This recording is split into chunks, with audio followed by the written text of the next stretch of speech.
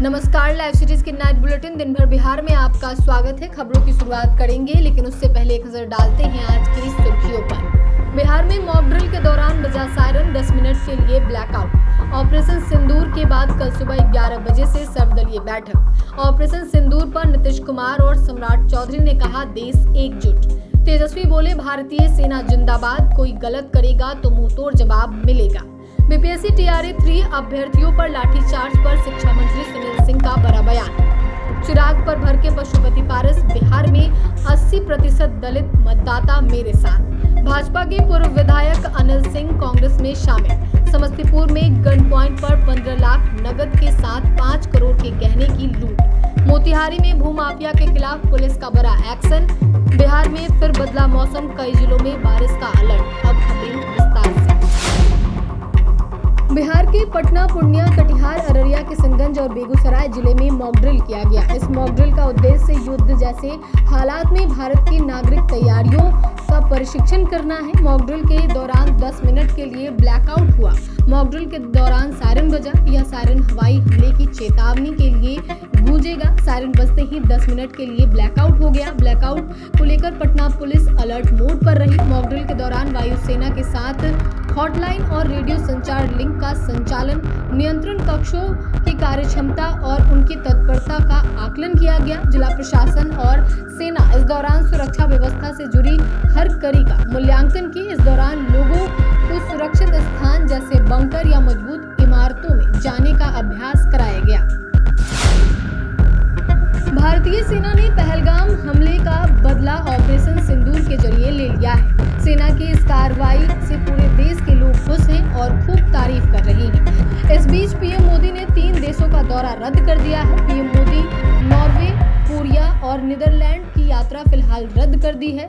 Operation सिंदूर के बाद PM Modi की अध्यक्षता में केंद्रीय कैबिनेट की बैठक हुई। बैठक में प्रधानमंत्री ने सेना की इस कार्रवाई की प्रशंसा की। पीएम मोदी ने कहा कि आज हम सभी के लिए गर्व का दिन है। उधर केंद्र सरकार ने सर्वदलीय बैठक बुलाई है, जिसमें सभी दलों को इस ऑपरेशन सिंदूर से जुड़ी जानकारी दी जाएगी। कल सुबह 11 बजे से सर्वदलीय बैठक शुरू होगी।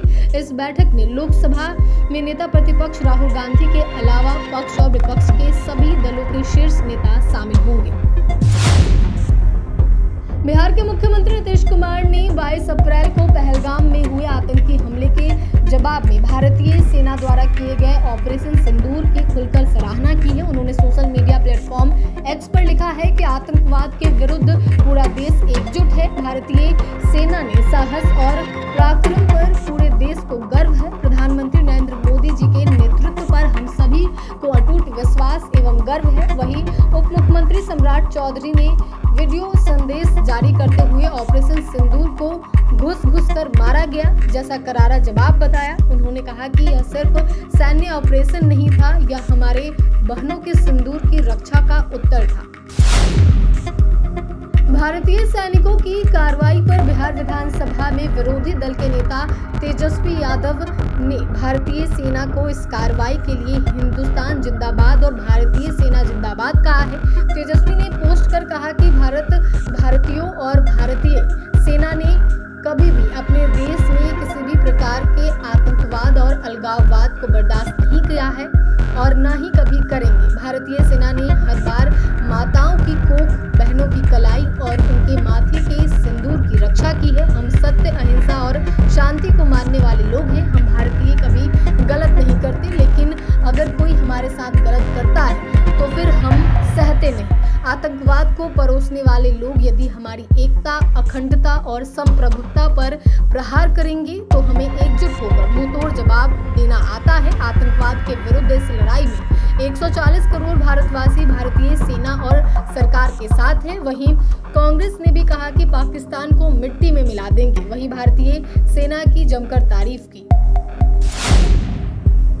बिहार सरकार के शिक्षा मंत्री सुनील कुमार ने बीते दिन बीपीएससी टीआरई 3 अभ्यर्थियों पर हुए लाठीचार्ज पर बयान दिया है। मंत्री सुनील कुमार सिंह ने कहा है कि हमें पूर्व में ही कहा गया था कि हमारे विभाग ने बीपीएससी को चिट्ठी भेज दिया है, इस पर बीपीएससी निर्णय लेगा। शिक्षा विभाग ने कहा कि इसमें घिराव करने का प्रश्न नहीं था। जहां तक विधि व्यवस्था का सवाल है तो इसको मेंटेन करना प्रशासन का काम है और किसी को कानून का उल्लंघन नहीं करना चाहिए। वहीं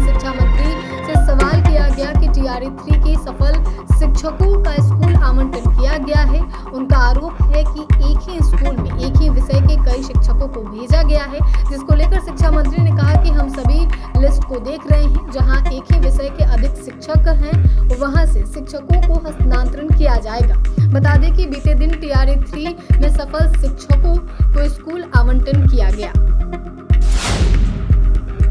राष्ट्रीय लोक जनशक्ति पार्टी के राष्ट्रीय अध्यक्ष पशुपति पारस ने खुलकर बताया कि अब उनका रास्ता किधर होगा। पशुपति पारस ने कहा कि 2014 में जब लोजपा का NDA के साथ गठबंधन हुआ था, उस समय भाजपा के राष्ट्रीय अध्यक्ष राजनाथ सिंह थे। उस समय उनके बड़े भाई स्वर्गीय रामविलास पासवान जी जीवित थे और बीजेपी के साथ गठबंधन हुआ। हम लोग पूरी ईमानदारी एवं निष्ठापूर्वक NDA के साथ रहे। NDA में कभी किसी तरीके का खटपट नहीं हुआ। हम लोग सरकार में भी रहे।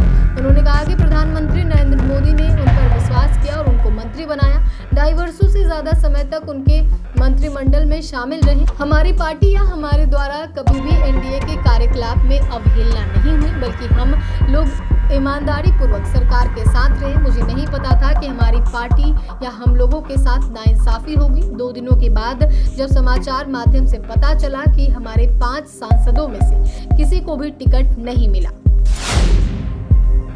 बीजेपी और JDU के नेताओं ने आज कांग्रेस का हाथ थामा है। चंडी से 2 बार के पूर्व विधायक और भाजपा नेता अनिल सिंह और JDU के पूर्व प्रदेश महासचिव व राज्य सलाहकार परिषद के सदस्य शंभू पटेल ने आज प्रदेश कांग्रेस मुख्यालय सदाकत आश्रम में आयोजित मिलन समारोह में प्रदेश अध्यक्ष राजेश राम के समक्ष अपने सैकड़ों समर्थकों के साथ कांग्रेस पार्टी में शामिल हुए। उन्होंने कांग्रेस की विधिवत सदस्यता ग्रहण की।